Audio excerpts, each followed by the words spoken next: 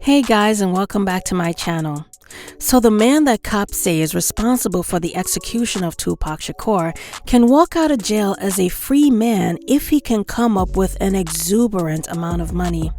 Born on June 14, 1963, Duane Keith Davis, aka Keefe D, is an American gang member who was recently charged with the involvement in the 1996 homicide of Tupac Shakur. In October 2011, former LAPD detective Greg Kading, a former investigator in the murder of Biggie Smalls, released a book alleging that Sean P. Diddy Combs commissioned Duane Keefe D. Davis to execute Anderson, the man that Tupac and his entourage got into a fight with that night at the MGM Grand Hotel in Las Vegas, was present in the vehicle that pulled up next to the BMW in which Tupac was shot. In a recorded conversation with Detective Kading, Davis claimed Anderson fired the shots that killed Tupac. Kading's implication of Anderson was similar to allegations made in Chuck Phillips's series Who Killed Tupac Shakur and the book by author Kathy Scott, The Killing of Tupac Shakur. Each account said that 4 black men were in the white Cadillac that pulled up alongside the BMW that Suge Knight and Tupac were riding in on the night of the shooting. The accounts independently reported that Anderson a $1 million bounty to execute Suge Knight and Tupac.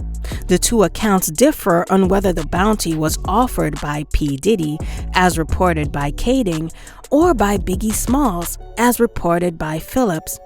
On July 2, 2018, Davis confessed to having a role in the homicide of Tupac Shakur after revealing he was dying of cancer.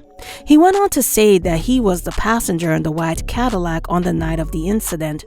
He refused to name any of the other suspects in the car, but confirmed that the shooter was Orlando Anderson, his nephew, and that it was out of retaliation for getting jumped at the MGM Grand earlier that night, and that the $1 million bounty was by Diddy.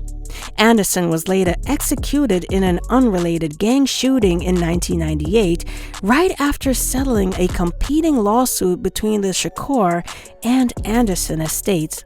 Keefe is allegedly the only one left alive to prosecute over the long unsolved crime, and Vegas officials had finally brought him in.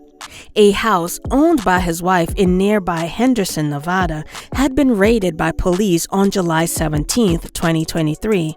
Police documents stated that they were looking for items concerning the homicide of Tupac Shakur in the raid. On September 29th, Davis was taken into custody by Las Vegas Metropolitan Police in connection with the shooting. This was the first big break in the cold case in decades. Davis was held without bail and charged with the homicide. He pleaded not guilty on November 2nd, 2023 in Las Vegas. On November 7th, Judge Carly Kearney for the Clark County District Court scheduled for Davis's trial to begin on June 3, 2024. On January 9th, during a court status check, the judge overseeing the Tupac homicide against Davis granted him a $750,000 cash bail and allowed house arrest if he's able to come up with the money.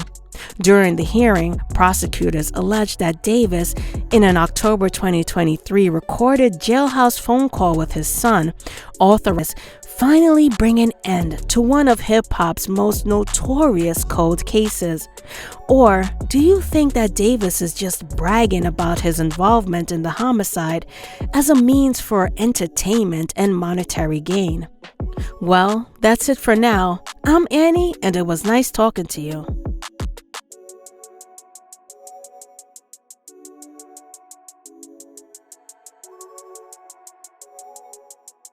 Well, surprise number one, because I didn't think